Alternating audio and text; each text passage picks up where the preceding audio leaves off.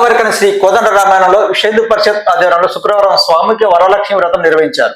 ఈ కార్యక్రమంలో విశ్వేందు పరిషత్ విభాగ కార్యదర్శి అయోధ్య రవీందర్, ఆలయ ప్రధాన అర్చకులు మధుసూదనాచార్యులు పాల్గొని మాట్లాడుతూ, హిందూ సమాజం మన సంస్కృతి సాంప్రదాయాలను కాపాడాలని, నేటి యువతకి రానున్న భవిష్యత్ తరాలకి మన సంస్కృతి సాంప్రదాయాన్ని అందించాలని, పూజా విధానాన్ని నేర్పించాలని తెలిపారు. ప్రతి తల్లి తమ పిల్లలకి హిందూ ధర్మం విశిష్టత, జీవన విధానం నేర్పాలని, స్త్రీశక్తి గొప్పతనాన్ని హిందుత్వంలో మాత్రమే నెలకొల్పబడిందని, మహిళలను కేవలం పిల్లల కనే మిషన్ లాగా చూసి అన్య మతాల గురించి లవ్ జిహాద్ పేరుతో, ప్రేమ పేరుతో వలవేసుకొని పెళ్లి చేసుకుని మతం మార్చుతున్నారని, హిందూ ఆడపిల్లలు లవ్ జిహాద్ విషయంలో అప్రమత్తమై ఉండాలని తెలిపారు. కాగా విశ్వేందు పరిషత్ మాతృశక్తి దుర్గావాహిని విభాగం మహిళలు పూజలో కూర్చున్న మహిళలకు సేవలు అందించారు. పారిశ్రామిక ప్రాంతంలో గత 30 సంవత్సరాల నుండి శ్రీ సామూహిక వరలక్ష్మి వ్రత కార్యక్రమం విశ్వేందు పరిషత్ ఆధ్వర్యంలో నిర్వహించడం జరుగుతుందని, రానున్న రోజుల్లో మరింత వైభవంగా వరలక్ష్మి వ్రతం కార్యక్రమాన్ని నిర్వహిస్తామని నిర్వాహకులు తెలిపారు.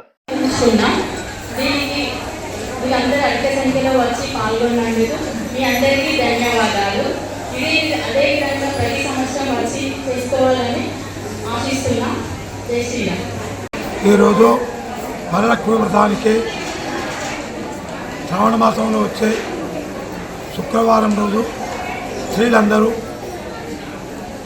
వరలక్ష్మీదేవి వ్రతం నోచుకుంటే సకల సౌభాగ్యాలు కలిగి ఆయురారోగ్య ఐశ్వర్యాలు కలుగుతాయని శాస్త్రంలో ఉంది. కాబట్టి ఈరోజు మన కోదండ రామాలయంలో మహిళలందరూ వచ్చి చక్కగా వరలక్ష్మి వ్రతం ఆచరించుకొని సకల సౌభాగ్యాలు అనుభవించాయి, ఆయురారోగ్య ఐశ్వర్యాలు ఉండాలని కోరుతూ జై శ్రీమన్నారాయణ.